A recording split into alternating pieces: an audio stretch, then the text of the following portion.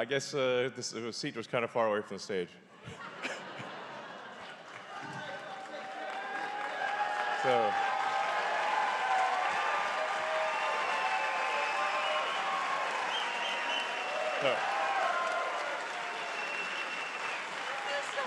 You're most welcome.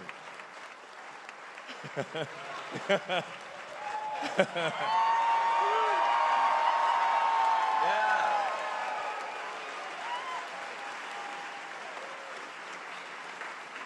So, congratulations. Thank you so much. Oh my gosh. Is there anything you want to say? Well, thank you so much for, I mean, I truly believe everything you're doing. Yeah. Truly, you don't need to be doing it. I know a lot of us feel the same way. Your wealth and responsibility you are using to save speech, and we just all appreciate it. We really do. So thank you so much. Thank you.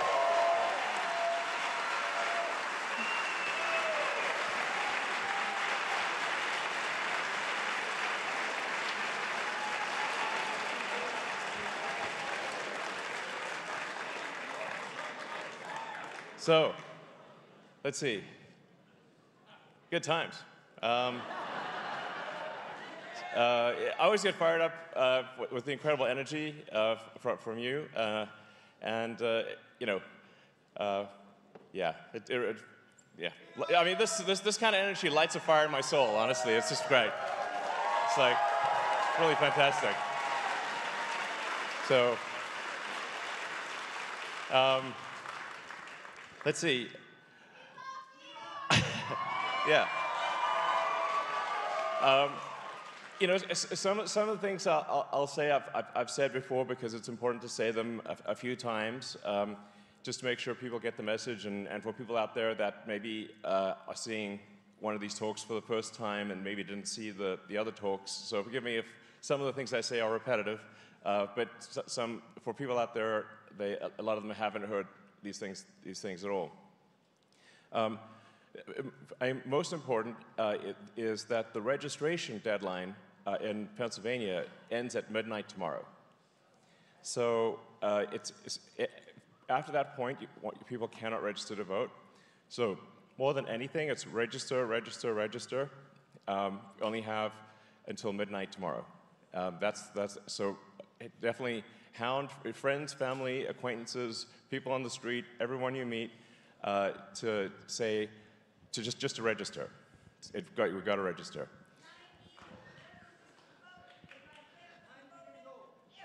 Wow, 90. Amazing. Congratulations.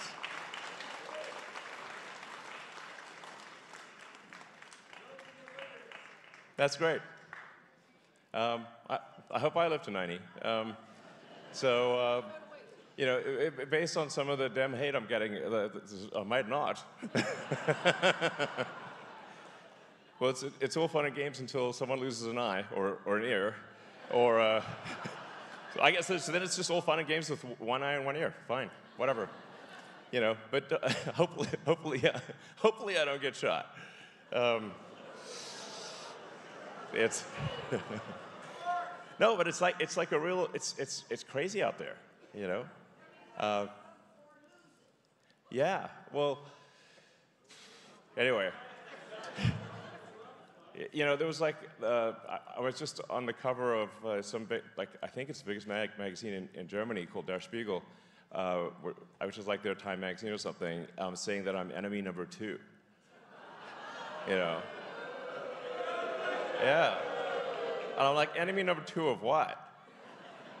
Democracy? I mean, I'm pro-democracy. All I'm literally trying to do is uphold the Constitution and ensure we have a free and fair election.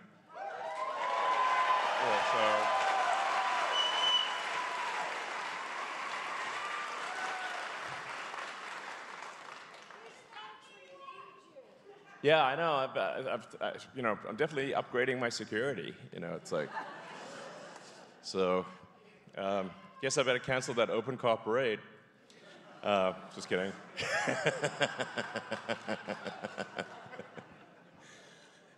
Maybe I could do it open car parade, but it's actually like a dummy version of me, and then see what happens. It's just like an inflatable or something. I don't know, it'd be quite funny. Just troll them. No, but I have to admit, sometimes I'm a little shook by some of the things that I see. You know, like the level of vitriolic hatred on the left, which is supposed to be tolerant. They claim they're tolerant, and yet they're incredibly intolerant, and spewing hate. And you know, whereas on the right, I see people sort of tend to regard people on the left as, well, misguided. But you know, don't hate them. They're just mistaken. They're misguided. But the amount of hate coming from the left is like, wow, next level. Yeah, there's some evil stuff out there. So, you know, I think we should embrace a diversity of views, and we should have reasonable arguments, and we should have debates, and they should be. That's the essence of free speech: is that ideas survive. You know, when they're competing ideas in the marketplace of ideas. You know, if somebody says something that's incorrect, then that can be corrected. That's what happens on the X platform. People will say something, then others will add context to it, or they will correct it, or there'll be a community note. And this applies equally to the left and right. You know, there's no thumb on the scale like there used to be. And it's, you know, there's no voice on the left that's been silenced, unlike in the past where many voices on the right were silenced. But they just don't seem to like the idea that people on the right can say what they want to say within the bounds of the law, which is startling. I mean, the reason for this petition in support of the Constitution is because the Constitution really is under attack. One prominent Democrat after another has been saying that freedom of speech, the First Amendment, is a bad thing. Yeah, John Kerry literally said that. Tim Walz. And Tim Walz. Yeah, and Hillary. Yeah, exactly. It's like a long list. They're not like, you know, mid-level people it's like the top people in the Democrat Party are saying the First Amendment's an obstacle, and then they will refer to it, you know, like they use the word disinformation. Like, it's a pretty good indication that if someone's using the word disinformation a lot, they are the ones creating the disinformation. So,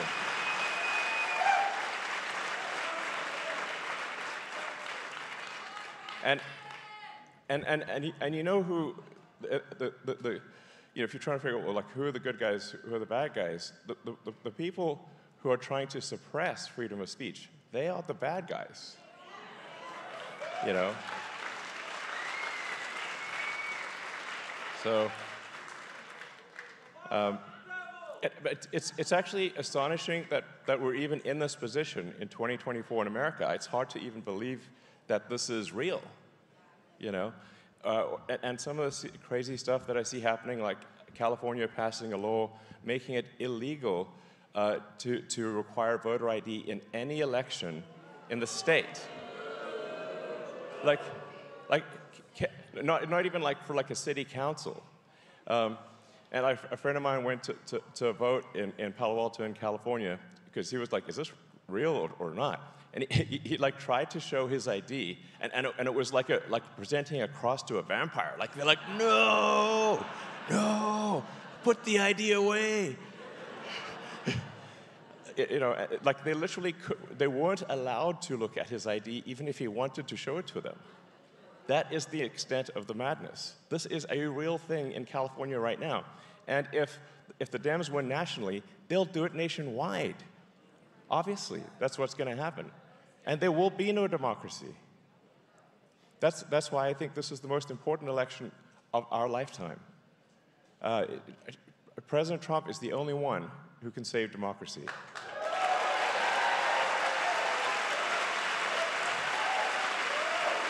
So, yeah.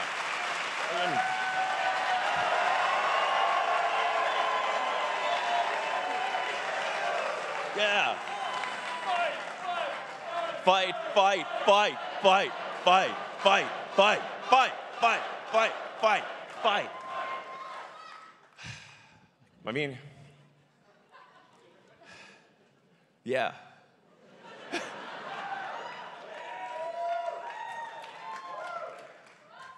I'm still blown away that that a bunch of this stuff is even real, you know, like, and every week that goes by, something crazier happens.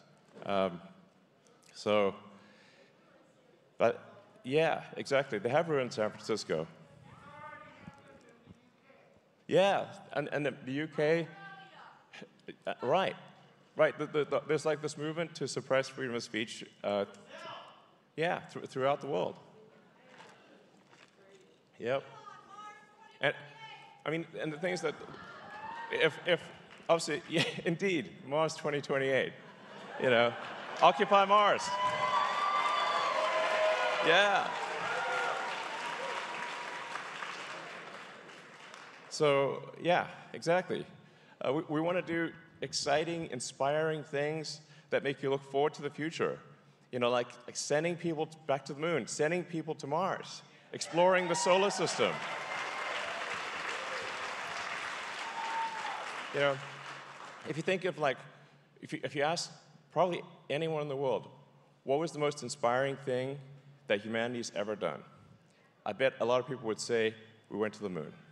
You know, and yeah, well, but the fact that you know, us humans, you know, with all our issues and challenges, we're able to go to the moon, and even though it was only a handful of people that went to the moon, in a sense, we all went there. We went there sort of with them. We had that experience. Well, I was admittedly 1 year old, but I saw the videos. And it was incredibly inspiring that is something that humans could do. But we want to do more than that in the future. We don't want that to be the best we ever did. We don't want that to be our high watermark. We want to go beyond. And we want to have, like I said, like a permanent moon-based alpha and a city on Mars and you know, I think. Go through, I mean, basically the entire solar system would be sick. You know, we want sci-fi to be real, not just fiction forever. You just generally want to think about the future and say that, well, there's going to be exciting, inspiring things that are going to happen that are better than the past. And that's what makes you look forward to the future.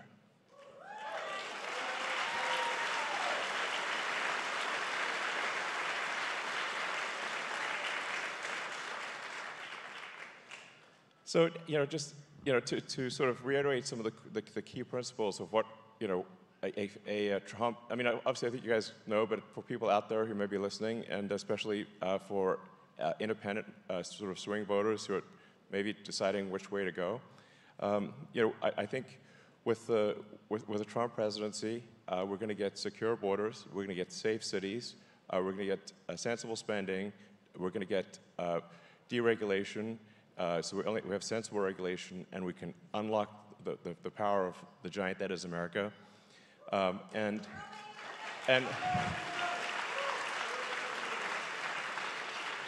we're going to uphold the Constitution. We're going to strengthen freedom of speech, right to bear arms, and the freedoms that people treasure, and reduce the burden that the federal government places upon the states and the people within the states.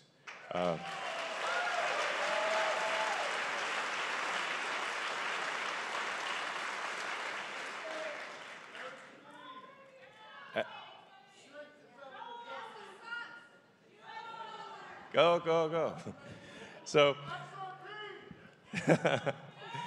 So, yeah, the Department of Government Efficiency is going to be great.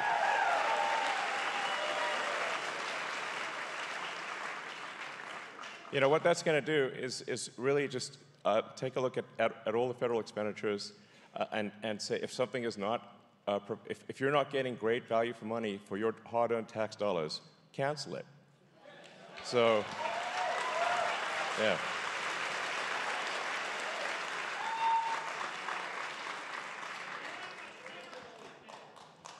And I would regard this as, I would like to say it's a hard job, but actually it's not because there's so much waste. So I actually think this is a fairly easy job, although it will get a lot of opposition, naturally, from the entrenched interests that get the money and do nothing, nothing good with it, they'll be grumpy about it.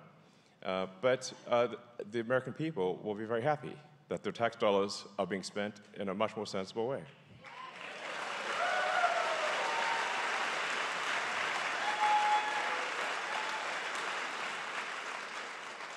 And I think we also want to have extreme transparency.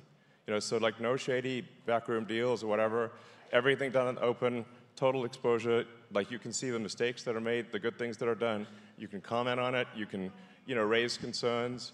We want a transparent, open government, and because there will be mistakes that are made, but you want with transparency comes trust. And then you can see, oh, okay, we made a mistake, we'll fix that, we'll do that, and then you.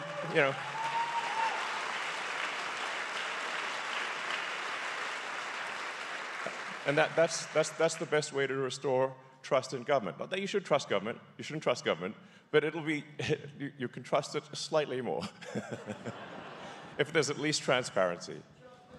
So those are all the things that I think we get with Trump. On the other hand, with the sort of the dem machine, there's like almost no point in attacking Kamala personally because she's just a puppet of the machine. But if the dem machine takes over and has another 4 years, we'll obviously see wide open borders. We'll see our cities get less safe. We'll see extreme spending and inflation. We'll see the freedom of speech get taken away or severely undermined. We'll see the Second Amendment, right to bear arms, severely undermined. They've said they're going to do this. This is not like a secret agenda. This is what they say in public. So, just believe them when they say it. And I think, well, yeah. So, and I think there's another significant danger, which I think which you consider is that there's a massive increase in the number of illegals that are being put in swing states. If you look at the actual numbers, look at the government data. So this is government data reported from a Democratic administration, and you see triple-digit increases over the past 3 years in the number of illegals in swing states. Now, the goal will then be to, over the next 4 years, to legalize all of those illegals. And when you have elections that are sometimes decided by 10 or 20,000 votes, and then you sort of put 200,000 illegals and legalize them in that same swing state, now you've got a 200,000 vote advantage. And every swing state will be blue, and America will be a one-party state forever, just like California. And that would be a nightmare. Democracy, gone. That's what I think will happen with the Kamala presidency. Mark my words. And this is why people wonder why am I politically active? Because I'm a technologist. I build rockets and cars and stuff. So what am I doing in politics? It's not. I don't want to be in politics. I want to be clear. That is not my preference. I just like building stuff. I like building products that people love, and I derive joy from seeing people enjoy the products that my companies make.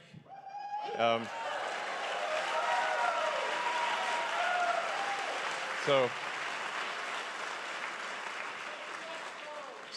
I like making products people love, and that's what I normally like doing, and I actually don't like politics at all. I hate politics. but the stakes are so high here that I have had no choice but to take a stand. So it's not something I want to do, and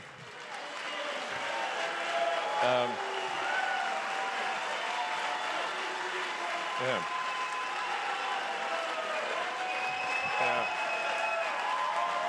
Yeah.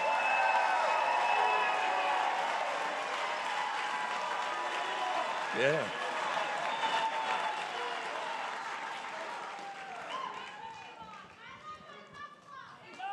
Thank you. Yeah, sweet. Yeah. Anyway, so dramatically increasing my risk of being assassinated and, you know, and engaging in politics are not what I want to do. I do not have a death wish. But the stakes are so high that I feel I have no choice but to do it. And that's the reason. So.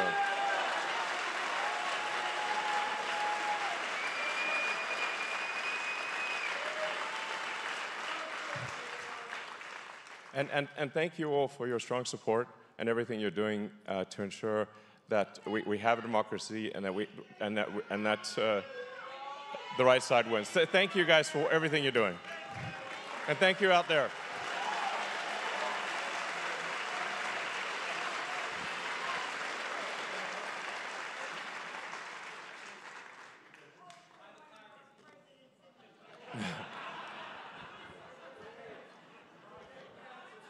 So, yeah, I mean, to everyone out there, you know, because I think there's millions of people that will watch this this town hall and this talk and the questions that Q&A that we'll do. Please, if you're in Pennsylvania, sorry for it to be repetitive, but you've got less than 36 hours to register. Please make sure you register. Make sure everyone you know is registered to vote. And please make sure everyone you know has voted. That if they've received an absentee ballot, that they actually vote. And I really actually advise people to vote early. So vote immediately. And you can go in and it's kind of an odd nomenclature because it says absentee ballot, but you can actually take your absentee ballot and hand it in person. So then you're like, okay. Then you know it got there. You're literally handing it to the person. You can, I guess probably take a picture of it or something. But that's incredibly important. And I think like a lot of the challenge we face is I guess one of perhaps maybe not among obviously this audience, but some people we have an issue of apathy where maybe they think their vote doesn't count, or they don't think it's serious enough, and so, for whatever reason, they have not registered to vote and they have not voted. So it's just really important to go out there and explain the importance of this election and how democracy is on the line. And this, I think, this might be the very last election that's a real election. And it's the most important election in your lifetime. And if there's any election where you ever vote, it should be this one.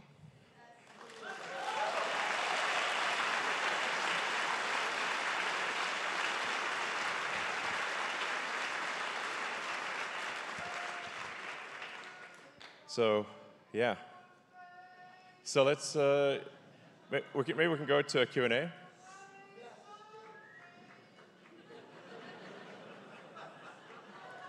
So we can start Q&A if anyone would like.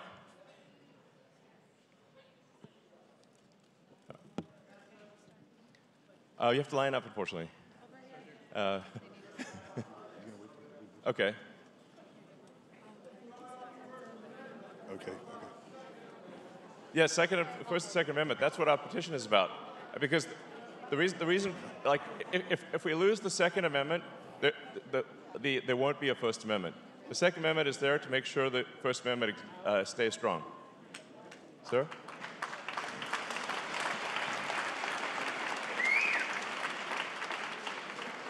Elon, my question is for both you and for Dave McCormick, your guest here tonight. Both of you have experienced incredible success in business, and you're both self-made men, truly the embodiment of the American dream. I want to know what Dave can do and what you can do in taking that same opportunity to Washington so that others can experience it as well. Yeah. Well, I think the things that we've talked about will have a big effect. The sheer amount of what I call the strangulation of America by overregulation that is inhibiting progress, like preventing new houses from being built, preventing bridges from being built, preventing even trivial things like the Boring Company, for example, is just trying to dig a simple tunnel under a river, has been waiting 2 years for a permit, can't get it done, so it's just sitting somewhere. I think when Reagan did deregulation in the 80s, there was unleashed a wave of prosperity. I think that's a super big deal. The other thing that's very important that I haven't touched upon is that we need to make sure that America, that you get ahead purely as a function of of your talent and hard work. Nothing else. So, you know, there's like racism, sexism in any form is bad. Doesn't matter who it's directed towards. And we want to have the land of opportunity. It means that you're as good as how hard you work and how talented you are and what contribution you make, and that should be that should only be the only thing that matters about getting ahead.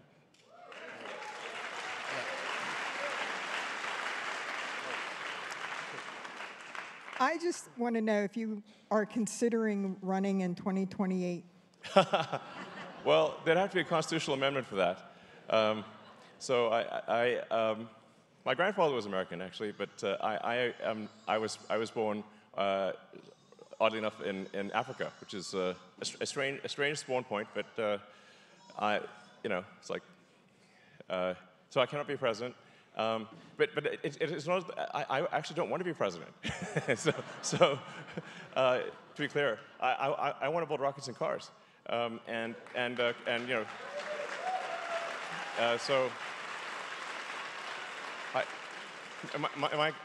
I'm super liberal, and in fact, you can look at, talks that I gave like 20 years ago, and I say the same thing, So it's not like I'm just, I believe we want to be a spacefaring civilization and out there among the stars, and we need to, have great rocket technology for that.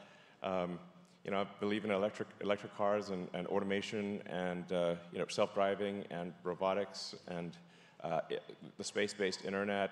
So I just love creating technologies that people find useful, and that's what I want to do with my time. So I'm hoping that we get President Trump elected, and then I'll work hard on the Department of Government Efficiency, and then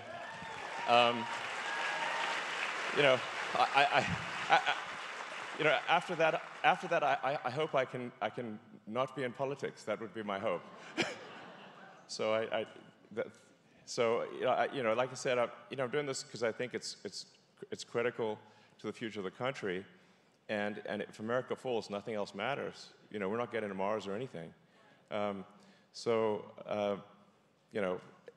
I've talked to a lot of people, like leaders in business and technology, because I was like, guys, you should really, you need to go out there and fight hard, because if America falls, your company's going to fall with it. So why not? I wish more leaders in business and technology would put themselves out there. Like they usually agree with me and they support Trump, but they're afraid of saying so. And I'm like, man, the stakes are super high. Fortunately, more and more people are sort of, coming out of the closet, type of thing. It's like, so like saying they support Trump, it's like, it's like, maybe it's probably the most rebellious thing you could do in San Francisco, but it's like, by a long shot. That's, anyway, I'm not a natural politician, nor do I wish to be. I just want to make, cool technology that you'll love to use. So, all right. Sam, Elon, just to respond to Sam's question, what the Democratic Party is running on now is not only anti-business, it's anti-success. And anti-business is these huge regulations that are stifling businesses, whether it's dairy farms or SpaceX, and everything. I mean, fracking. I mean, you don't have to ban fracking to ban fracking. You just have red tape and bureaucracy and all sorts of stipulations that make it impossible to succeed. And on the personal success side, we need to give every single kid the opportunity with great schools to be everything they can be, our school system needs to be totally renovated to give everybody an opportunity. Not everybody needs to go to college. They just have to have the skills to have a great career in the American dream. Yeah, exactly. So, yeah.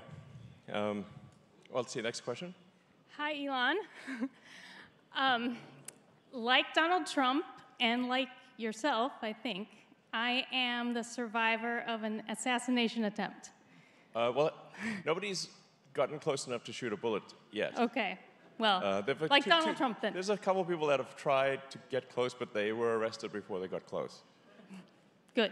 Yeah. That's good. But in my case, my parents hired a hitman, otherwise known as an abortionist doctor, Okay. to try to kill me when I was in the womb.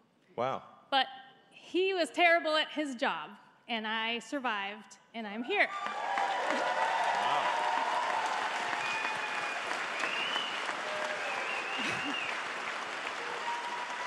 Thank you. Well, I'm glad you're here. Thank you. But, so needless to say, I'm very pro-life. Yes.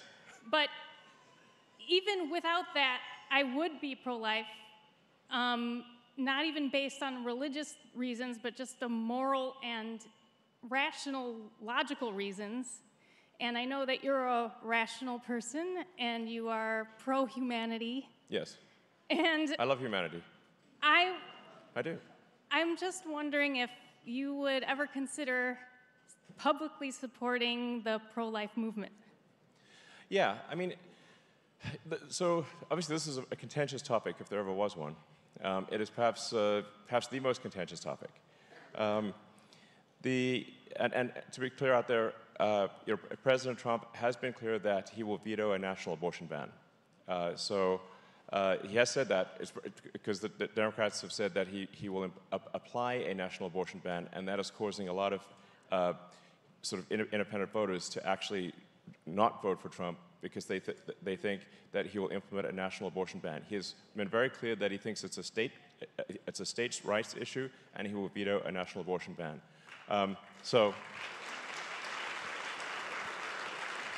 Now, there is no answer to this question that will not offend some number of people.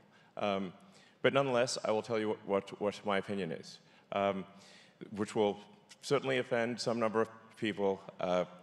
My opinion is that if a baby can survive outside the womb, it cannot be aborted.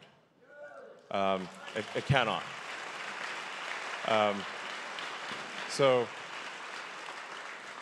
If a baby can survive outside the womb, if it is far enough in gestation to survive outside the womb, at that point it is not abortion, it is murder. So, obviously. Now, part of the challenge here is that the education system has terrified girls and women and relentlessly pushed the idea that getting pregnant is the end of your life. Like your career is dead, you'll be ostracized from society. And so when you instill terror in young girls that getting pregnant is the worst thing that could happen, they obviously, they believe that if they're just kids. And so that when that is a deep-seated belief that they've been hit with in the educational system for a long time, then the idea that they will not be able to get an abortion, even in extreme circumstances, is obviously a terrifying situation. And they will not vote for any candidate who might, essentially, who would stop them from getting an abortion, even in extreme circumstances. So this is the issue that we face. It's this relentless push in education, terrifying girls and women that if they get pregnant, their life's over. And the reality is there's nothing greater than having a kid.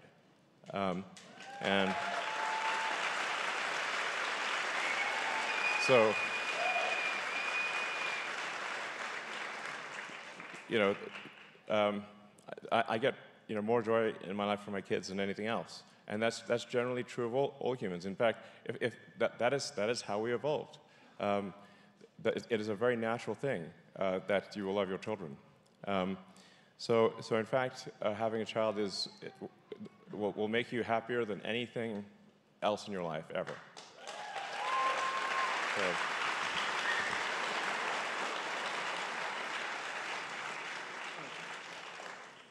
So you get a chance to ask one of the most intelligent men in the world a question. What do you ask? So, what are your thoughts on clean energy as far as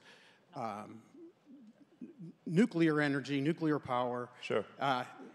Seems to be the cleanest, or one of the cleanest that we have. Yeah. And there's talk about developing miniature reactors.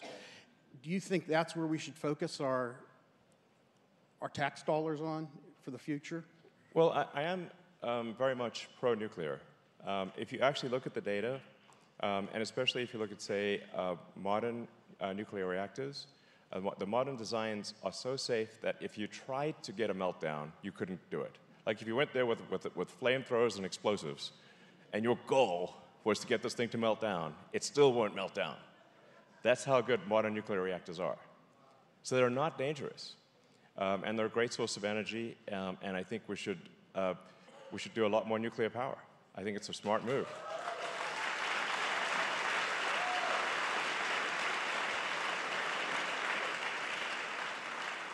You know, when in Japan, when they had the tsunami and they had the Fukushima reactor was taken out, I had people in California asking me if they should be worried about the radiation coming from Japan. I'm like, definitely not. That's insane. And so, actually, to support the people of Japan, because people were scared to even travel to Japan, I didn't just go to Japan. I went to Fukushima itself and ate locally grown vegetables on TV. And amazing, I'm still alive.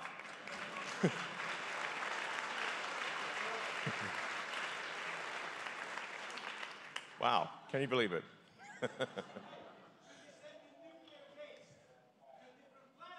No, we don't need to send the nuclear waste to a different planet.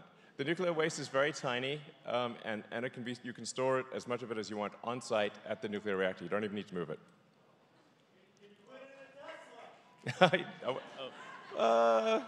You'll tell me when? Not yet. So, anyway, I just said we should be less scared of nuclear stuff, and it doesn't take long to just. I mean, if you just read like even Wikipedia level stuff, it's going to make it clear that it's not as scary. It's not a scary thing. Now, if to sort of maybe sort of wax scientific philosophically, scientifically, the real massive energy source in our solar system overwhelmingly is the sun. So the sun converts roughly 4.5 million tons of mass to energy every second, and it's very reliable and requires no maintenance and no servicing. It's pretty great. No service for like all that energy. So long term, by far, the most amount of energy we'll get is from the sun. The solar energy exceeds all other energy by a factor of 1 trillion, like literally, not an exaggeration. So, yeah.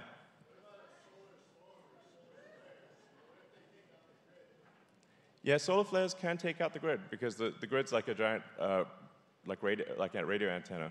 So solar flares can take out the grid. Yeah.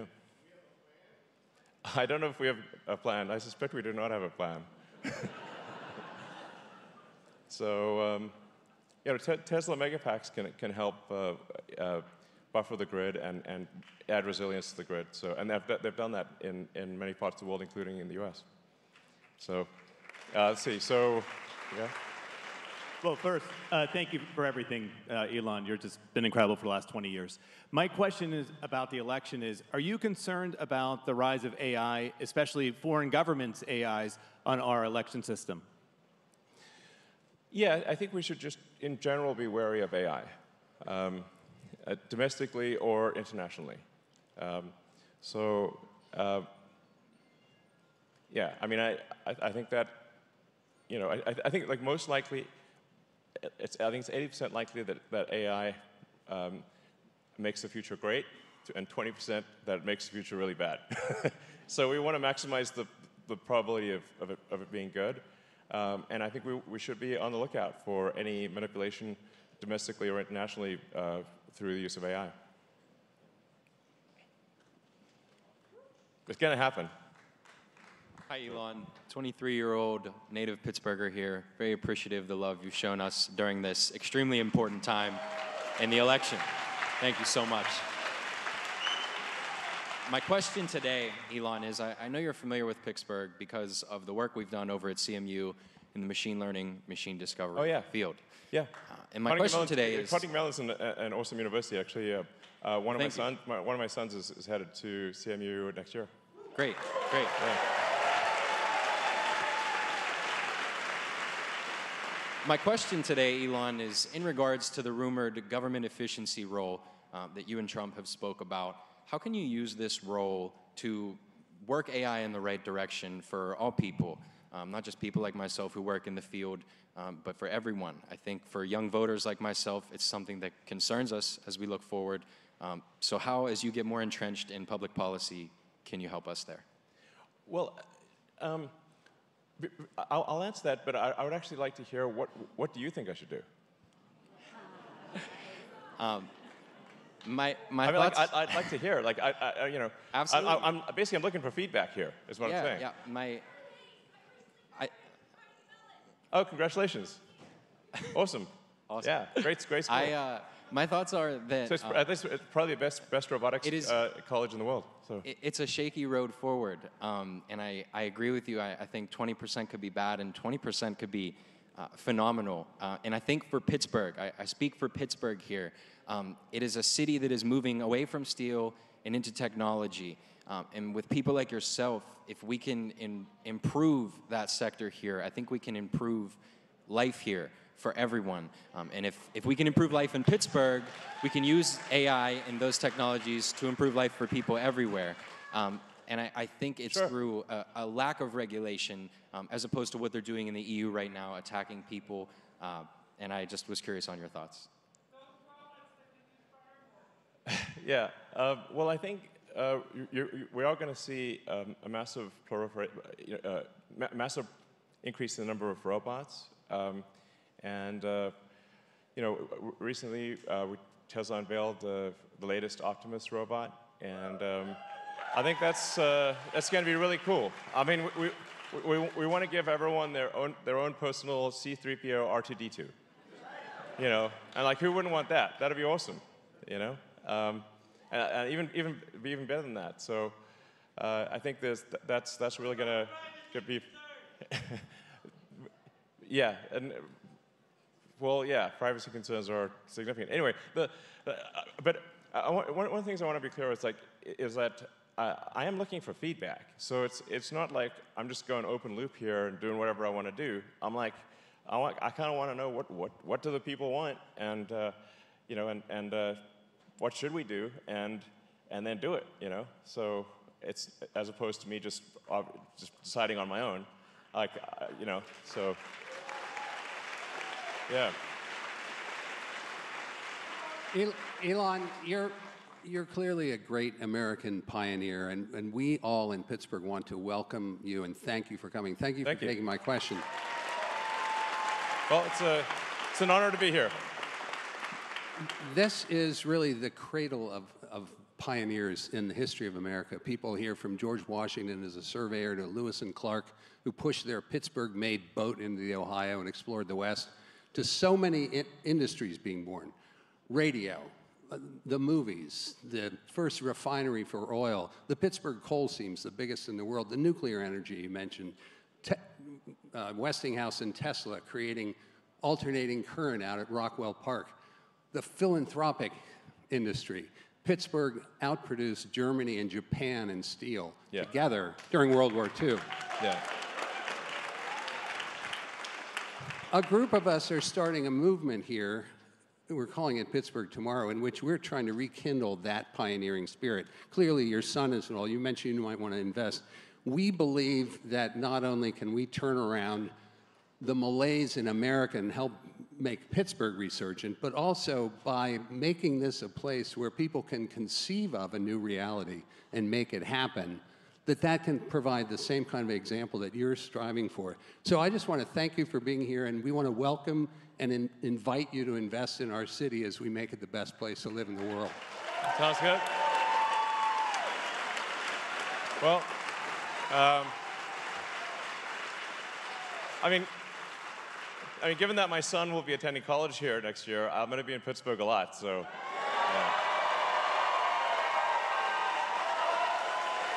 Woo! Yeah.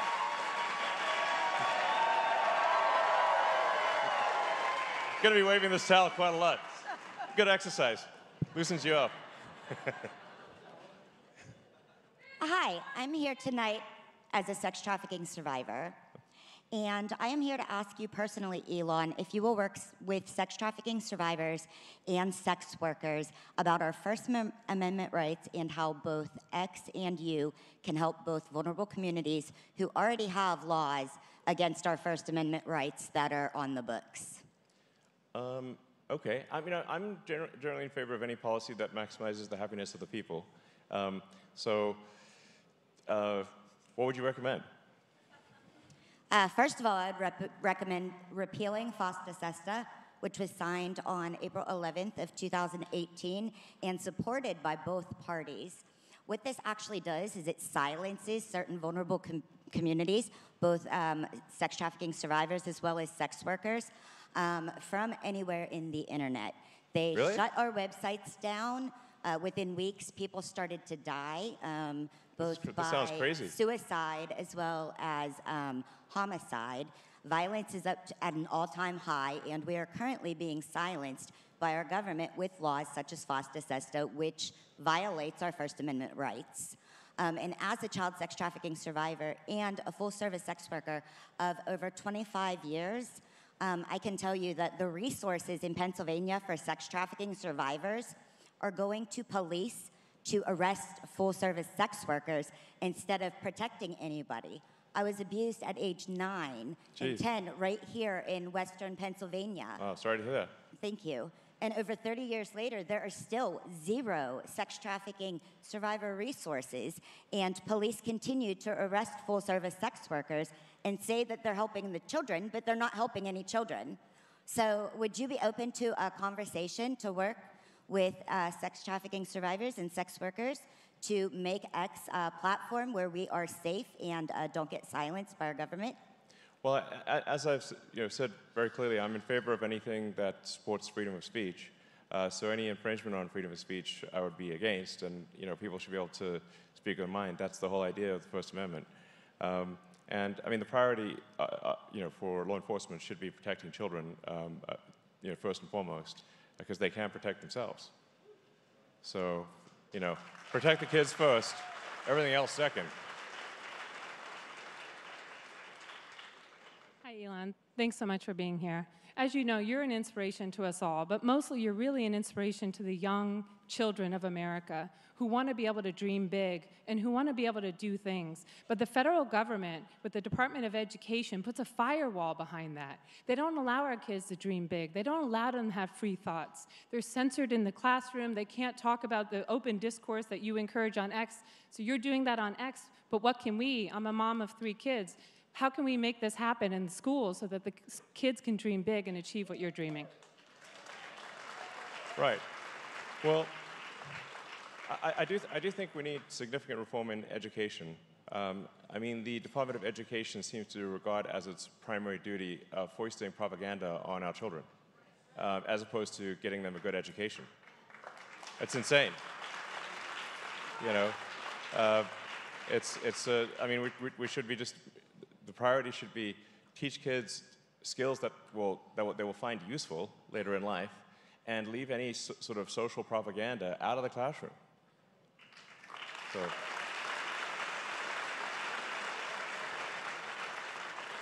Okay, I got a foreign policy type question for you. So in Israel, they have free healthcare, they have free college. We don't have it in this country yet. Every year we send them $3.8 billion. Last year, in addition to the $3.8 billion, we sent them another $14.3 billion. So why should we as taxpayers keep funding that lifestyle in Israel? And second question real quick, we also have our politicians bought and paid for by AIPAC because AIPAC sends back the money we send them into the tune of $100 million. How can you fix that for us? Well, I think we need to take a look at all federal expenditures and say, all federal expenditures and say, is this really benefiting the American people or is it not? And if it is, well, are we spending it wisely? Well, usually the answer is no. So then we should spend less money and spend it efficiently. But there's got to be a clear benefit to the American people or we shouldn't be spending money. So.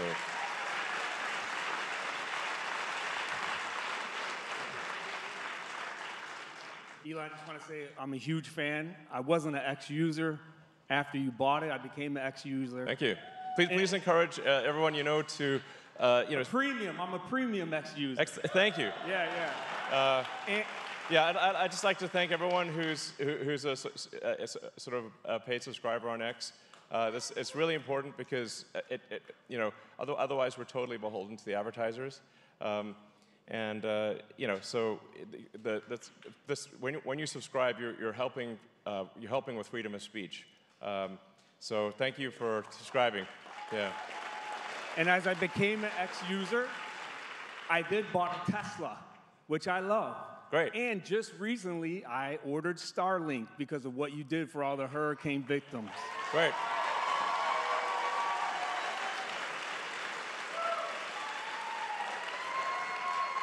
Elon, my son and I are huge fans, so my son is in the line over there. He literally, every single word you speak, he takes to heart. He got married at age 17. Wow. And he has 2 children, and his goal is to have more children than you, Elon. That is a great goal.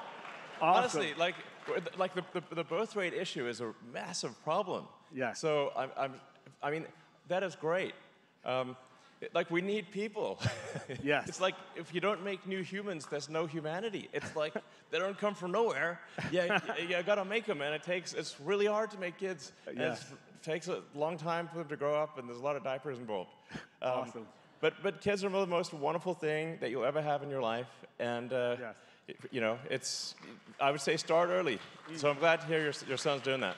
So we will keep supporting Elon. The quote that comes to me thinking of you is, the only thing necessary for triumph of evil is for good men to do nothing. Right. And what you've done the last 2 years is stood up and spoke, and now evil is getting tamped down, and we appreciate your courageous leadership in doing Thank you. Thank you, sir.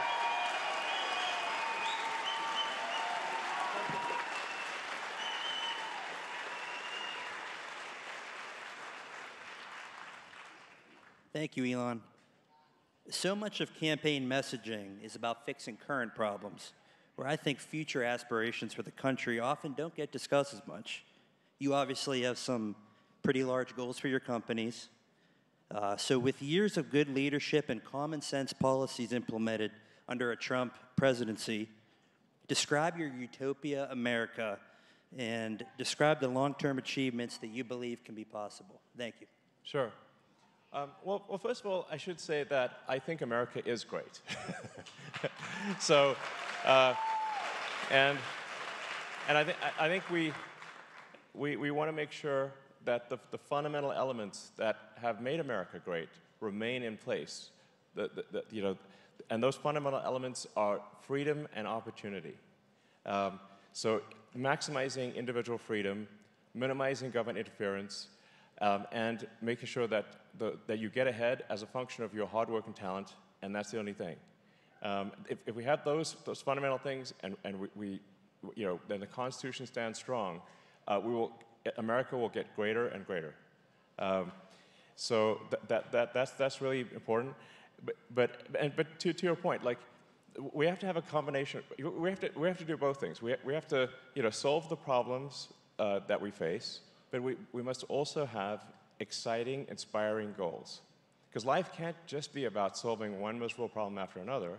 I mean, that's like, it's hard to get fired up about, okay, we've got another problem to solve. There's got to be things that you're excited about in the future that move your heart. You know, you're like, wow, I can't wait to see that happen, you know? So that's the kind of thing where, like, you know, where we want optimism about the future, optimism that is grounded on realism. So, you know, I think, you know, grand projects, you know, revolutionizing the transport, you know, I mean, obviously I've got some ideas, and probably other people have ideas too. You know, I think it's possible, although I'm not really involved in medicine outside of Neuralink, I think it's possible for us to have a revolution in medicine. You know, like, there are actually a huge number of drugs that are stuck in approval at the FDA that can help people. And they're just stuck in bureaucratic molasses. And a good friend of mine was telling me a story that fortunately had a happy ending, where his mom was diagnosed with brain cancer. And she, you know, the oncologist said, you know, there's no chance, it's, you know, it's got maybe 4 or 5 months to live. But my friend is a very smart, determined person, and he searched, you know, for you know, what are, and he talked to every smart person he knew, and he found someone who said, yeah, actually, there's a drug that's in trials that you take this pill, and it actually makes the brain cancer go away. Literally, you just take a pill. He's like, what? And I think it's called like Wellirig or something, FYI. This drug called Wellirig that solves brain cancer. Maybe more people should know about this. And I think it's in trials at Harvard or something, and it cured his mom. And, you know, so that just happened. I think it was like this year. But if we could just be faster about getting, you know, amazing drugs through the system, a lot more people would be alive, you know, and, you know, that's the kind of thing when I say, like, you know, like overregulation kills people, where you've got helpful drugs stuck in approvals and not help, and it could be helping people, but they're not. That's crazy, you know. So simply expediting drug approval and the FDA, I think, will save millions of lives. So.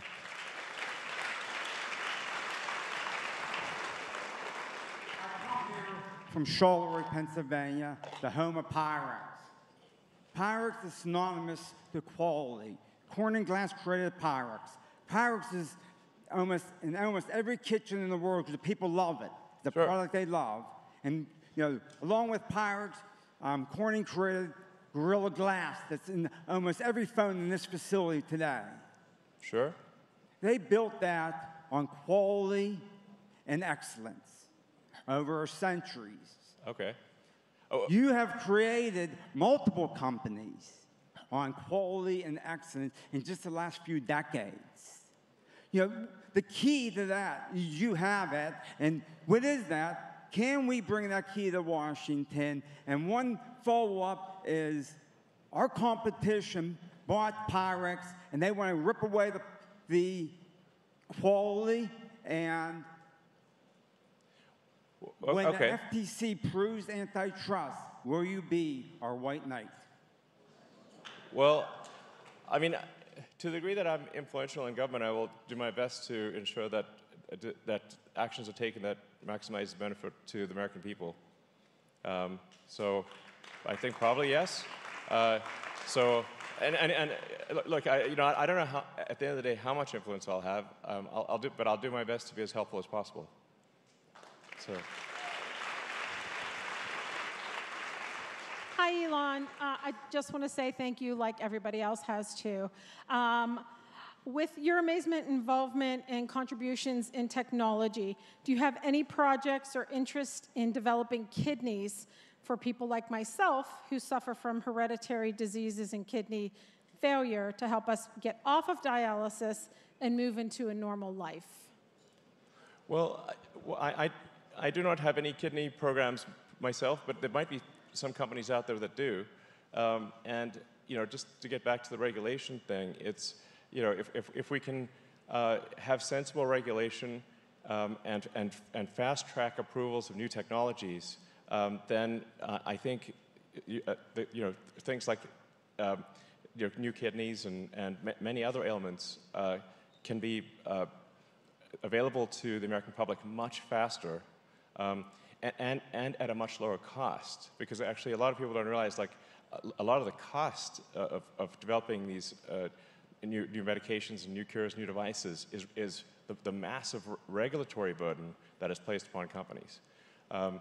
So, I think we ought to expedite approvals, for new drugs, new devices, and new medical technology things. And then as long as companies very clearly describe the benefits and the risks, it should be up to the individual as to whether they want to use it.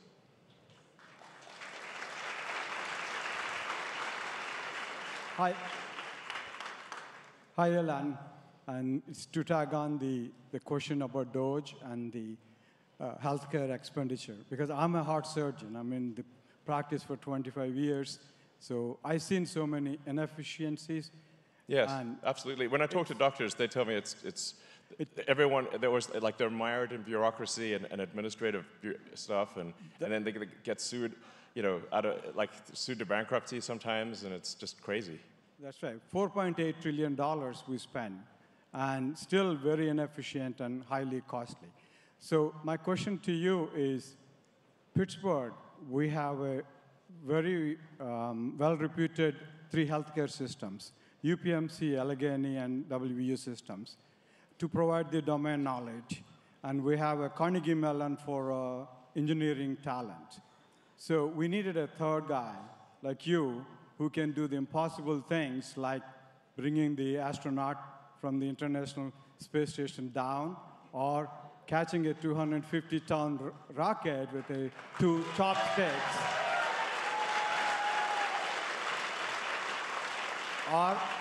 Or build a 100,000 server farm in 19 days, which normally takes 4 years. So I think we need a guy like you, impossible, to create a healthcare AI, and Pittsburgh will be a great place to do it. So can you able to do a healthcare AI here? I think AI is going to be incredible for medicine. Actually, as it is for Grok right now, you can actually upload a PET scan and ask Grok to analyze the PET scan for you. And then you can compare that to what a doctor tells you and see what the difference is. Like, you can literally upload your image to Grok, and it will analyze your MRI, your PET scan, whatever the case may be, and tell you what it thinks the probable issue is. And that's with Grok 2, and Grok 3 will be out in a few months, and it'll be 10 times better. So I think it could be really helpful to medical professionals and to individuals. So I think there's a lot of amazing potential. I think there's the potential for us to have an amazing, exciting future, but we just have to work hard to make that happen. And to circle back, I think essential to making that happen is electing President Trump.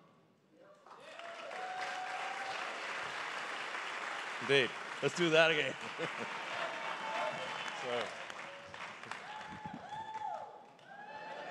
Yeah. I mean, it's like my friggin' back still hurts. It's like, here's 2024, and I still have back pain. I'm sure a lot of people in the audience have back pain. It's just solving back pain, I think, would be a massive increase in people's happiness. Yes.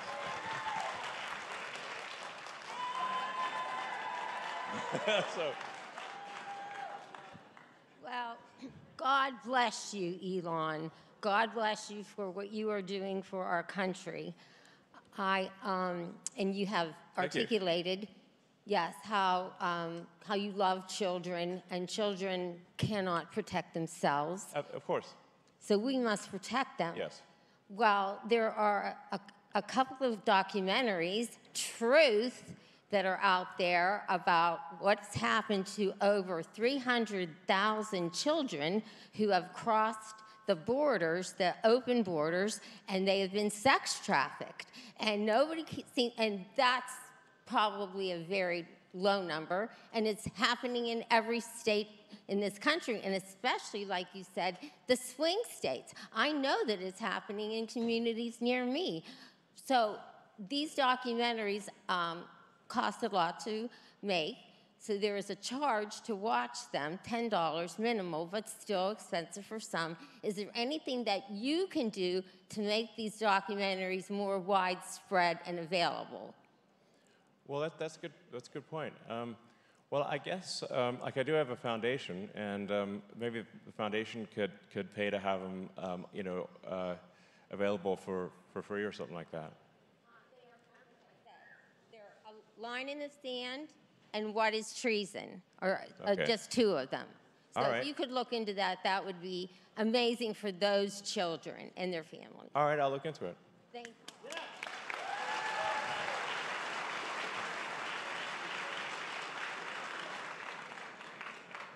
Hi, I love my Tesla. Thank you. And I admire your ability to define what your vision is and to work backwards and engineer solutions to successfully achieve solutions to those. And thank you for applying those to our Constitution and to help restore our representative republic. You're most welcome. My concern is the puppet masters that Indeed. are behind the scenes, and they I call them global cabal dictatorship because they're connected and they have no intention of giving up that power. Yeah. They dogged Trump in his first term, and I anticipate them doing the same in the next. When he's elected, how can you help Trump remove their power and damper their influence this time around?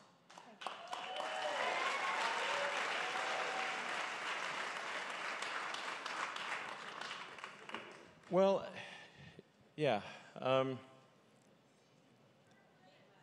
Now, I do want to be clear that, like, in my opinion, we should not do the bad things that they are doing, you know? So, you know, if you look at what the Dem machine has done, they've tried to imprison President Trump. They've engaged in unbelievable lawfare just to stop people from voting, which is obviously anti-democratic. But I think the right thing to do is not to do what they've done, but rather to reinforce the strength of the legal system and for there to be some kind of punishment for engaging in lawfare. So, you know, one should not respond to corruption of the system with corruption, but with removal of corruption. That's the right thing. Hello, Elon. My name is Harrison Burkhardt. I've lived in here for about a year and a half in Pittsburgh. First of all, I just want to say thank you. You've been I've looked up to you since I was 8 years old, and I'm 19 now, so that's obviously a significant amount of time. And, well, thanks. And I don't know, with everything you've done, you were against lockdowns, you've endorsed Donald Trump, you're trying to protect the American Constitution. You've proven to me that I chose the right childhood hero, and I just want to say thank you for that. Well, and it's kind of you to say. Thank you, sir. Thank you. So my question for you, you've talked a lot about how you want to minimize government intervention and all that. And I was just wondering specific things. I know, for example, John F. Kennedy wanted to blow the CIA up into 1,000,000 pieces. Yeah, maybe he should have not said that. He should is there have. Anything specific that you want to destroy like that? Know, you don't want to, definitely don't do open car parades after saying something like that. So, no, I think we obviously want to not have corruption in government, and in general, we want to have smaller government. Because the larger government gets, the less individual freedom you have. And I think that's really the core, like as I said, the core things people have said for many years from the founding of the country was that's freedom and opportunity, and we want to and your freedoms have just been eroded year after year with more and more government laws and regulations and regulatory authorities. When I looked it up, apparently there's like 428 federal agencies. That's like almost 2 per. Yes, indeed, unconstitutional. So, like, what the hell do you need 428 agencies for? Like, why do you even need 100? This is crazy. So, they're currently making new agencies at a rate of 2 per year. And every one of them is chipping away at your freedom. So, it's essential for us to unwind that process and restore your personal freedom. And with that will come great prosperity and personal happiness, I believe. Yeah, go ahead. Sure.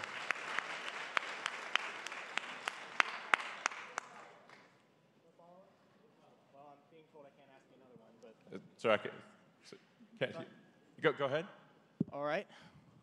Well, you talk about minimizing government.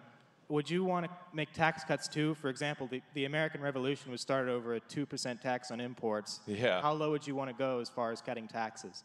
Yeah, it's pretty wild that a tiny tax on tea started the revolution. And now we get the living daylights tax out of us, and nobody does not know revolution. I mean, you get taxed on what you earn, you get taxed on what you buy, and you get taxed on what you own. And it's like, okay, this is taxes, taxes, taxes, and and then what does it get spent on? A bunch of the stuff it gets spent on you don't even agree with.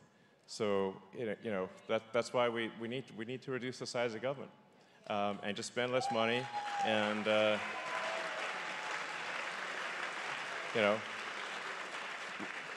let the people keep a lot more of their hard-earned money. Yeah. So. Hi, Elon. My name is Denise, and I run Pennsylvania Women for Trump. We're Pennsylvania's largest grassroots group, and the best day of my life is when you bought Twitter. It was so freaking awesome. Thank you. Woo! And I do have a point to make. I do want to come work for you, and I know your best friends here, and I gave them all my information. But anyway, I would like to know if you have a solution to Big Pharma. As a mom of 3 kids with autism, I would like to know, like, what are we going to do about these people poisoning our children? Yeah. Well, I think transparency and accountability are very important. So now, but in my opinion of Big Pharma is that there's good and bad. It's not all bad, obviously. There are many life-saving drugs that are developed by the big pharma companies and small pharma companies, but there are also mistakes that they make. And so we just need to make sure that the system is actually helping the pharma companies bring life-saving cures to market faster, but also that there should be some punishment if they do bad things, just like for any company. And that's, I think it's, those are just basic common sense rules. So. My name is Madison. I'm 22 years old, and I just started my first position in industrial controlled cybersecurity. So like everyone else, I want to say thank you for the inspiration you've been in technology. It's been nice to look at you and what you're doing and see kind of the issues and some of the possibilities in that realm.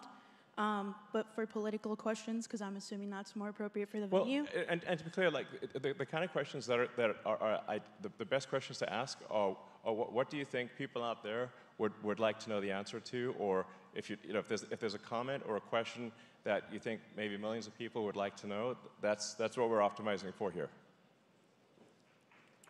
Yeah. Okay, so on that note, I kind of want to go back to the robotics and AI technology developments. I think that regulating the technology itself is a vain effort, and you've obviously worked in the development a lot. Can you speak to kind of what you've seen about human-centric development? Because I think that might be the only thing that's going to protect us from things getting out of hand. Yeah, I'm not sure I totally understand the question, but I do think that any given technology that's developed, the goal of it should be to help humanity and to bring joy to people and help people.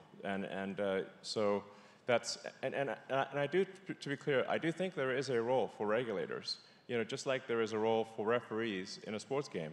Like every sports game has referees. Tonight's Steelers game, they got referees. And it's a better game for having referees. But you don't want to have so many refs on the field, that the running back can't even get through them. It's like I can't catch the ball because I have this 20 referees in my way. That's the situation we have in industry today. Is far too many refs on the field. Sometimes more refs than players. And if you saw that in a sports game, you're like, this is crazy. But I'm not. I want to be clear. I'm not saying no regulation. I'm just saying sensible regulation. You want the right number of referees in the field, but not any more than that. So, yeah.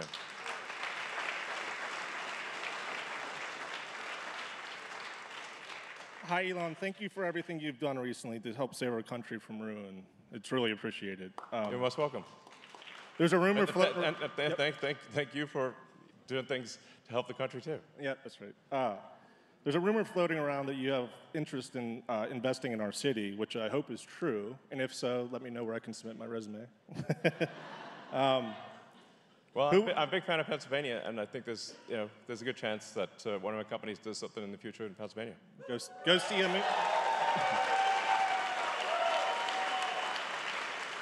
Who we vote for in our office will ultimately shape the future of our country. If that statement is true, the most important members of our society that we can think about when voting in elections would be our children and our grandchildren. Since they are not eligible to vote, and we have others voting for selfish reasons, what would be your thoughts on reshaping voter eligibility? Some sort of criteria or guidelines that must be met in order to vote? You mean like changing? Being an active tax voter. Oh, okay. Well, I mean, frankly, I'd be happy if it was just that citizens voted. I'd call that a win. If we could just make sure that only legal citizens can vote, which is how it's supposed to be, I'd say that would be quite a victory compared to where we are right now. And I think having more transparency on elections, maximum transparency on elections, and as I've said before, I think we should not allow voting machines of any kind. I've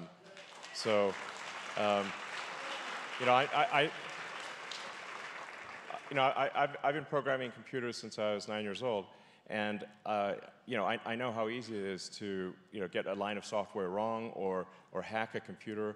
And so I think the last thing we want to do is have electronic voting machines. We want paper ballots in person with ID.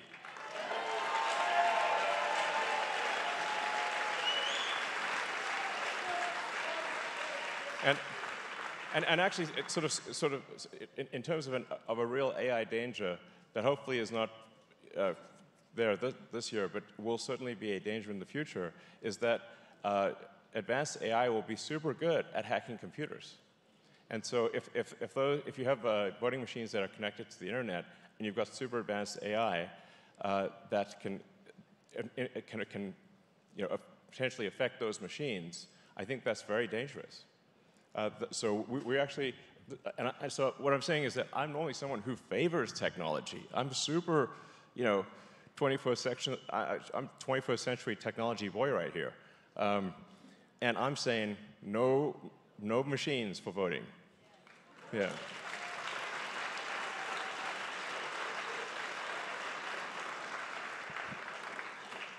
Hi, Elon. My name's Andy. I'm a technologist. I consider myself like you in that way. Sadly, I missed you at the Robotaxi event last week. I actually got a ticket, couldn't make it, looked amazing, super excited for the future. Thank you for being here. On to my question. I was disappointed by the current administration's lack of inclusion of you and Tesla at the EV summit. Yeah. Tesla is a truly great American company that should be cherished for its technology that's advanced humankind and provided a large number of American jobs. My question is, how can the Trump administration kindle the growth of the automotive, EV, and autonomous tech industries? Well, honestly, I go back to minimizing, government intervention. In general, I'm very much in favor of small government, and that there shouldn't be incentives, tax breaks, or for anything at all. That would be no incentive tax for anything at all. Whether it's that includes oil and gas, electric cars, nothing, no incentives for nothing. So so the tax code is like, I mean, you could fill this room with the tax code. It's like so-called. I think only an AI could even understand the tax code. Maybe. I think we want to have a tax code you can actually read, both as a human. Instead of having it might be upwards of 1 million different tax breaks or tax loopholes or whatever. It's insane. Like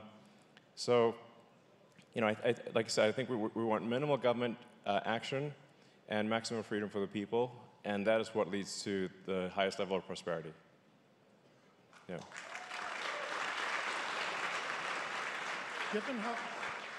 Given how punitive the SEC has been towards crypto under this administration, do you envision the XRP ledger being incorporated into the financial institutions in the future?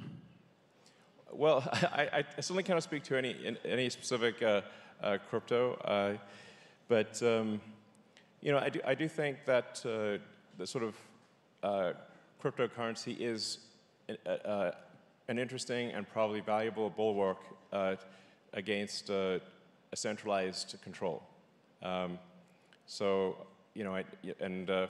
This is definitely not an endorsement or lack of endorsement for XRP.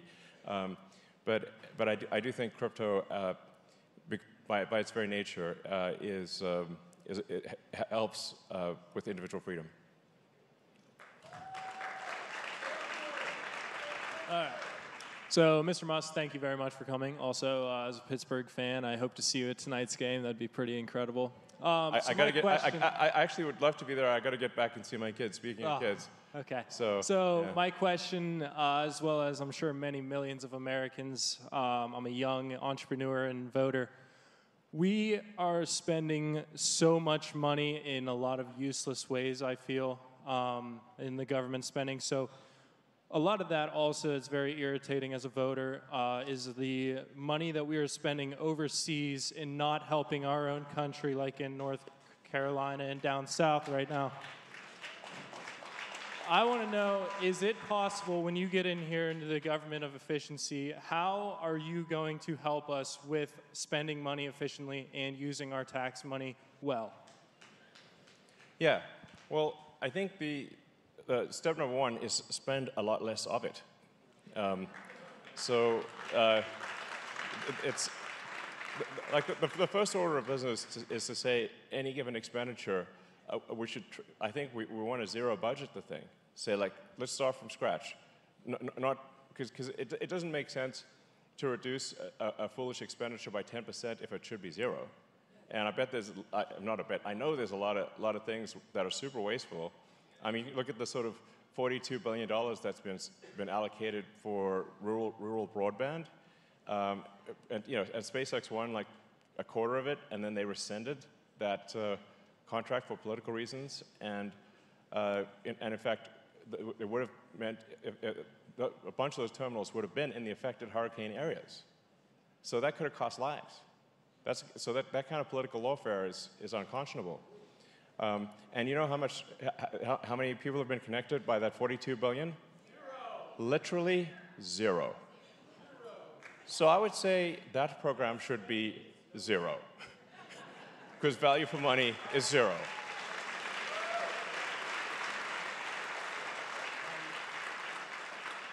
Hi, Elon. I'm 20 years old, and instead of going to college, I decided to start my own business. Your innovativeness inspires me. What is a piece of advice you would have for someone like me or me to be as innovative as you are in business? Well, I didn't really set out to be innovative. I think you want to set out with saying like, what's a useful product or service that you think people would like, and then try to make that thing real. And I think as long as you're, doing an honest day's work and providing useful products and services to people, I think you should be very proud of that. I have a huge respect for anyone who puts in an honest day's work, that contributing to society. So that's what matters.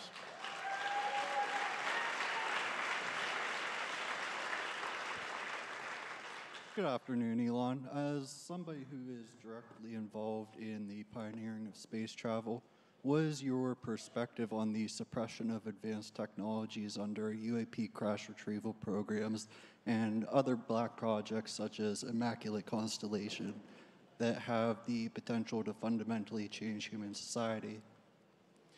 I'm not familiar with those programs, but I mean, I certainly think if there are technologies that can be helpful, the government's aware of it, we should obviously provide that technology to the people. So I should say that people often ask me, do I believe in aliens? I said, well, I was one, according to Homeland Security until I got my, it literally said alien registration card. I'm like, cool. But I mean, thus far, I'm not aware of any evidence for aliens on Earth. I'm not saying they're not here, but I've not seen any evidence for aliens. For our Starlink constellation, we have never had to maneuver around an alien spacecraft even once. And we've got 6,000 satellites up there. So, I mean, they're very subtle, is what I'm saying, these aliens, But I think if there's if there's interesting stuff that the government's aware of that American people would find interesting or useful, we should obviously make that known. We should publish it. So, thank you. Hey, Elon. My name is Jordan Scott Gilbert, and I'm a Broadway producer and movie director who creates conservative content and Christian content for stage and film. As you know, a lot of conservatives and Christians have been blacklisted from Hollywood and Broadway. So my question to you is, would you consider creating an entertainment company to also save art as well as Western civilization? And what role do you think art plays in protecting freedom of speech and our constitutional freedoms? Yeah, I think, yeah. Well, I'm glad that you're making art that is on the right. I mean, it's because I think, we have to say, like, where do kids and adults, how do they get informed of what's going on? What moral underpinnings are conveyed in the art that is produced? And there should be more people that are making interesting art, whether it's plays, movies, books, that are on the right, because it's overwhelmingly on the left. So I'm glad you're doing this, and I hope more people do it.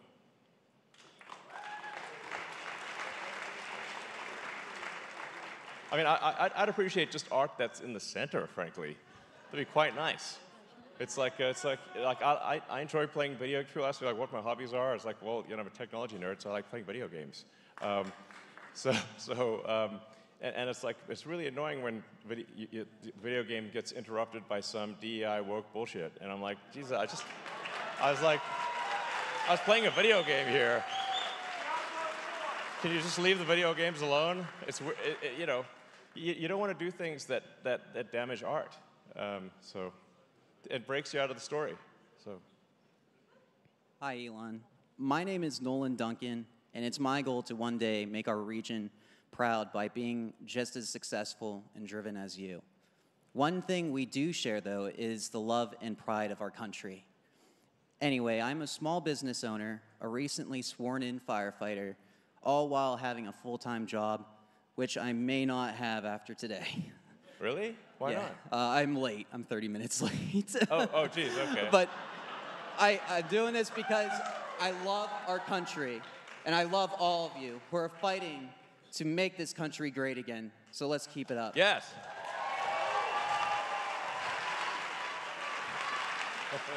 Jobs are all a dime a dozen anymore. I'll find a new one if I have to. Yeah. I think you'll be fine.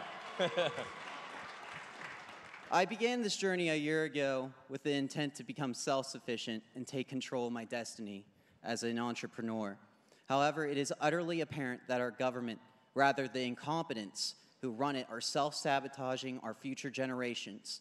And at this point, it is imperative that we protect our republic with safer and transparent elections. This is rather... Oh, I'm sorry. Yeah, no, I absolutely, very much agree. Oh, that's good. This is a rather novel concept to many in this room. But for the future, and since you are actively involved in cryptocurrency... I'm not actively involved in crypto, to be clear. No? Okay. So, no, I mean, I'm actually not actively involved in crypto. Oh, no? Okay. Well, so Dogecoin, all you know, I make Dogecoin jokes and stuff because I kind of like Dogecoin because it's got the best sense of humor and it has dogs and memes and I love all those things. There you go. So anyway, what are your thoughts on implementing the blockchain for future elections? And also, as a content creator, X has so much potential. Would you consider making X a dominant force against video and streaming platforms such as YouTube and Twitch to compete against these ridiculous policies that empower content creators to their fullest? Yeah, absolutely. We definitely want to have X. Well, it does currently enable up to 4-hour videos, and we'll soon be offering 4K resolution. And we're continuing to improve our streaming capability for gamers that want to stream or anyone that wants to stream content. We've made a lot of progress, and hopefully we can offer an alternative. The X app is now available on big TVs, so you can actually watch stuff on TVs. And yeah, I think it's just generally good to have competition. I mean, competition is what competition keeps companies honest. Yeah, thank you.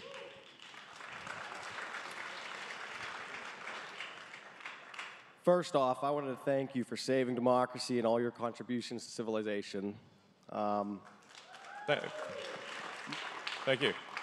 My question is, I'm 24 years old. What key advice would you give to the younger generation wanting to start a family? I mean, my advice regarding starting a family is start immediately. Yeah.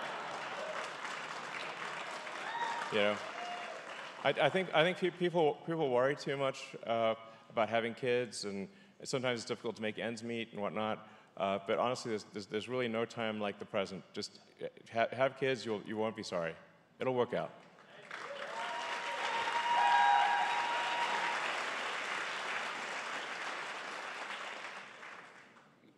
Hi, Elon. Thanks for being here today.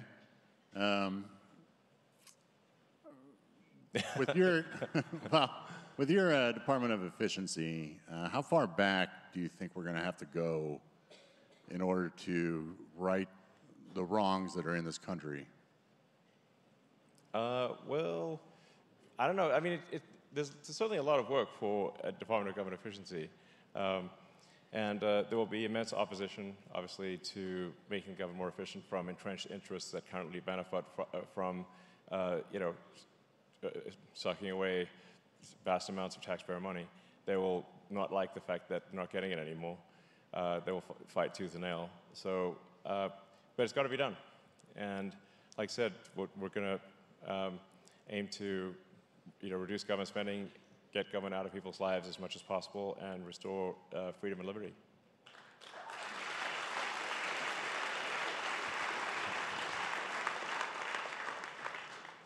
Hello, Mr. Musk. My name is Allie Hoffman, and I'm Secretary of the Carnegie Mellon College Republicans. All right. Before I ask my quick question, I would love to welcome your son to join our club next year. Sounds good. Second, I just wanted to ask, you, What was the driving problem that got you into politics, and what was that breaking point that made you really want to get into politics? Yeah, well, as I said, I really would prefer not to be in politics at all. The reason that I have stepped into the political arena this time is because I think the stakes are extremely fundamental. I think democracy is on the line. I think the Constitution's on the line. I fear that if Trump does not win, we're going to be, we're going to have a single-party state. And it's going to be like California, but actually worse than California, because the one thing that keeps California from going even further than they do go is that people can move out of California and still be in America. But if you've got no place to move, then it's going to be much worse in California. And that's the danger that we face. Sort of an oppressive, totalitarian state that has extreme restrictions on freedom of speech, that continues extreme overregulation, that just basically makes government even bigger than it is today, and takes away the liberty of the people. So that's something I wanted to do, but I felt it was critical to do it, or America's not going to be America. So.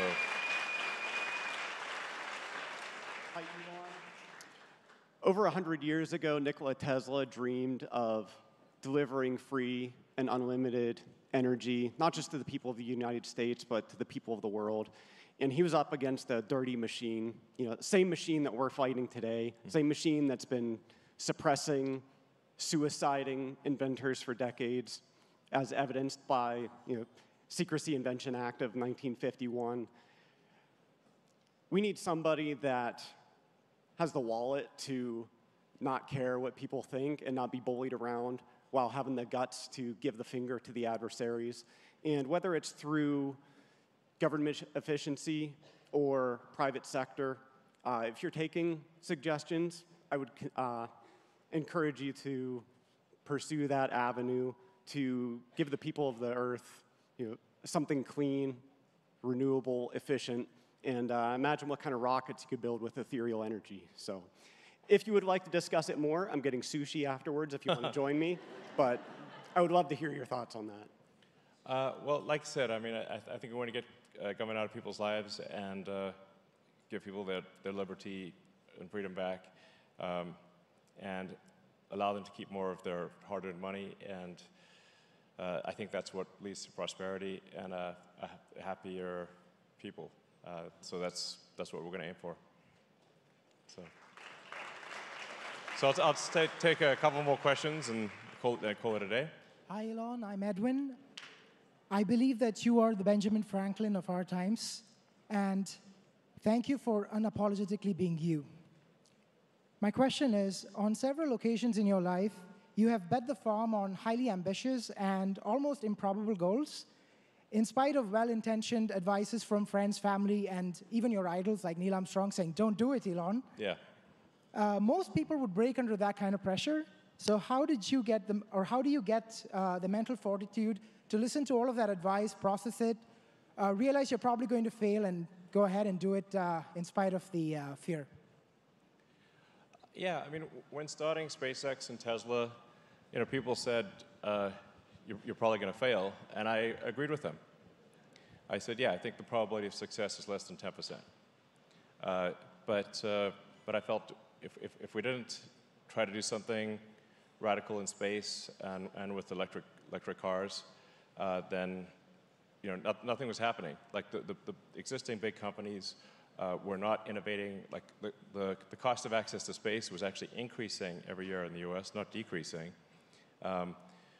And there was no, it was basically, we're doing less and less every year in space exploration, not more. And so I was like, well, even if it's like a 1% chance of SpaceX succeeding, that's still better than nothing. So, I was like, the people tell me this joke so many times, like, what's the best way to make a small fortune in the space industry is to start with a large one. And I was like, so then when people would tell me that joke, I would say, well, I was trying to figure out how to make a large fortune into a small one. And like, how'd you know? Yeah, exactly. So, so it wasn't with the expectation of success that we started SpaceX and Tesla. It was with the expectation of failure. But we felt it was important enough, nonetheless, to give it our best shot. And we just barely made it. SpaceX, the first 3 flights didn't succeed. The 4th one did. And if that 4th one had failed, I was out of money and the company would not exist. So.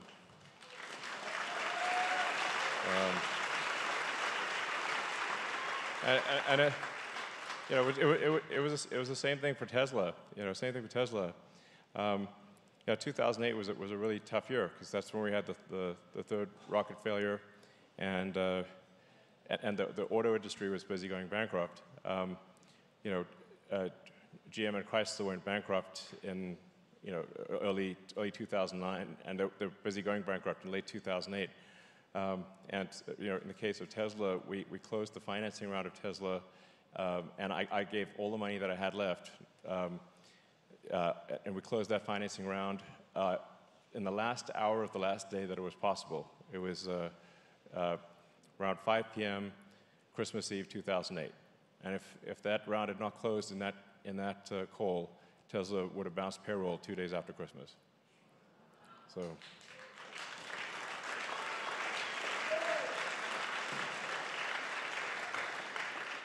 Good afternoon, Elon. I thank you for saving my son's life at the age of 25 in his little red Y, Tesla, going 77 miles an hour on the turnpike. A deer jumped. The cabin knew there was an impact. It lifted the front hood, so the deer was not in my son's lap. So thank you for that. You're welcome. Secondly, my question is... Yeah, we do actually, the top priority for Tesla design and engineering is actually safety.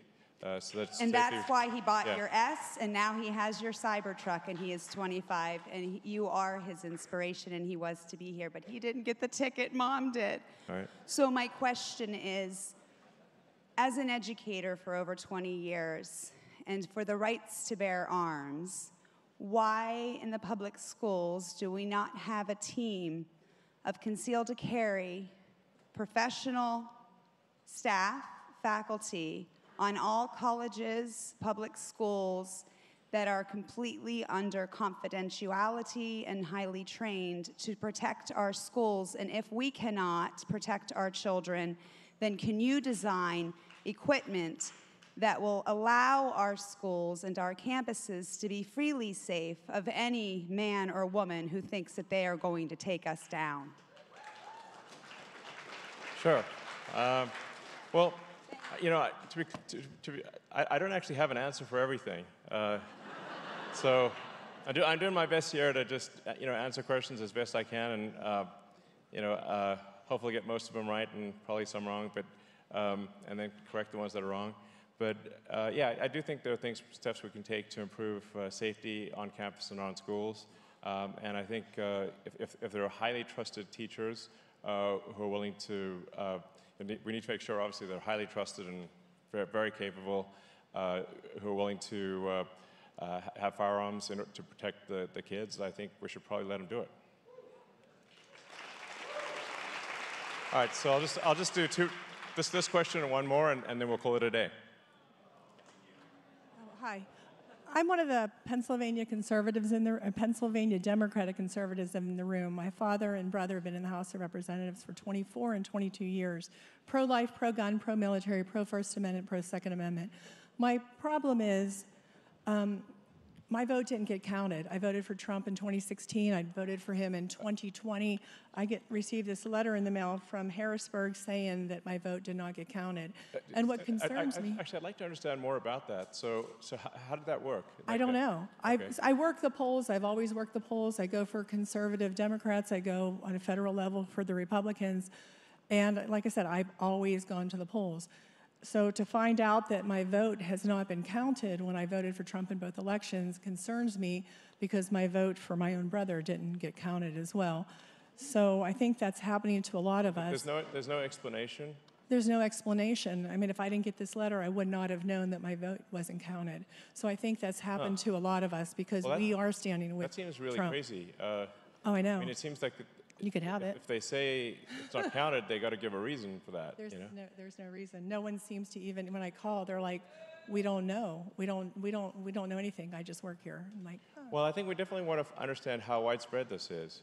And, you know, definitely use the X platform to publicize anything that you think is an issue.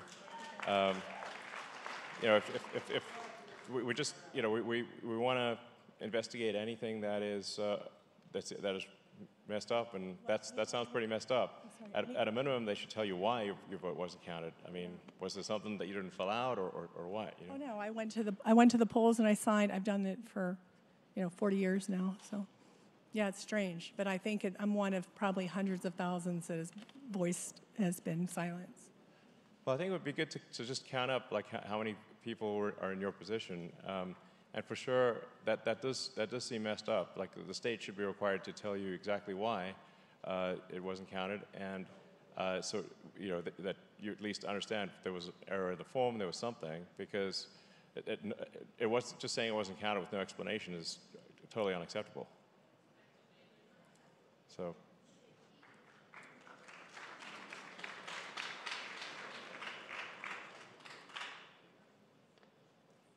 How you doing, Elon? Good, how's it going? My name's Logic. I'm a creative professional out of Pittsburgh, and I represent my people, my community, and some of the questions that we may have, and some of the insight that I have from me personally, being a single father here in this city, also making it through the changing circumstances of the economy as it becomes worse than I've ever known it to be. And the seriousness of this election. You know, me, I'm not one that really believes in voting myself, but I feel like I do not want to leave anything to happenstance in this election. And I know that we need to get somebody who's really going to be intelligent with their leadership. So, you know, there's a lot of things I would like to talk about, but I do have many ideas. I like what you're doing right now, and I commend you on putting yourself out here, you know, to make these changes and to take these risks that matter. My name is Logic, LHAGIC.com. You can find out more about me and what I do, and that's all I want to say. All right, well, thank you. Please do everything you can to convince people to vote and register to vote. All right, I'll do 2 more questions, and then I got to get back to see my kids. Honestly, that's where I'm going right after this. So I'll make it really fast. Just want to get to see them before bedtime as well. Thank you so much. This opportunity is way cool. Thank you very much. Emotional conversations often polarize into win-lose dynamics. And there's like an individual focus or thinking, where systems thinking, especially when it comes to the relationship system, suggests that there's unseen forces, possibly evolutionary, shaping how natural living systems like humanity manage tension. How might AI help navigate these charged conversations, especially if it's built with the same blind spots we all have? Honestly, I'm not sure. I think AI, it'll be vastly smarter than humans, and I think it probably will help. Like I said, it's 80% likely to be helpful, maybe 90. You know, I can certainly see it being very helpful with you know, medicine and helping people understand, get healthy and whatnot. But it's not a panacea. It'll you know, it is a double-edged sword. So I'm not sure I have a great answer to that, except we just need to pay close attention to AI and you know, ring the alarm bell if we see that it's going in a bad direction. Thank you. Last question. Thank you, Elon. Thanks so much for being here. Thank you for your courage and for everything you've done for America. My question is pertaining to the voting machines this election. There are numerous features. This is an exhaustive, a switch feature, a multiplication feature. Been waiting to ask you this since 2020. Are you confident that this is a battle that can be won? Are there plans in place? Are there protections in place? Have you talked to President Trump about this with your technological proficiency and higher level of knowledge?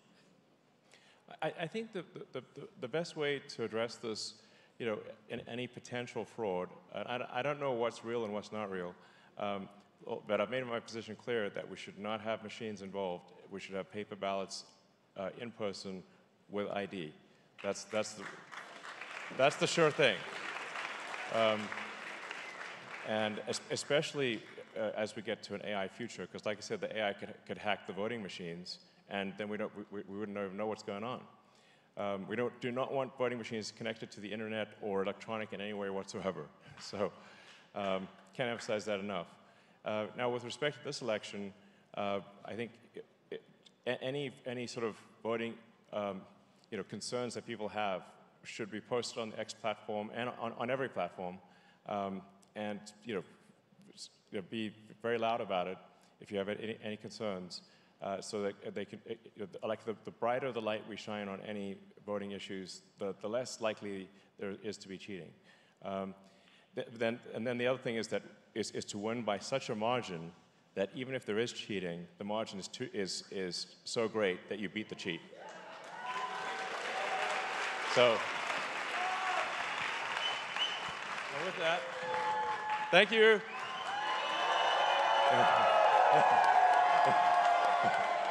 All right. Thank you, everyone. It's been an honor speaking to you, and I enjoyed the questions. And let's just go ultra hardcore. Remember, only have until tomorrow night to get people registered. So please think you've got one goal: get people registered by midnight tomorrow. Thank you.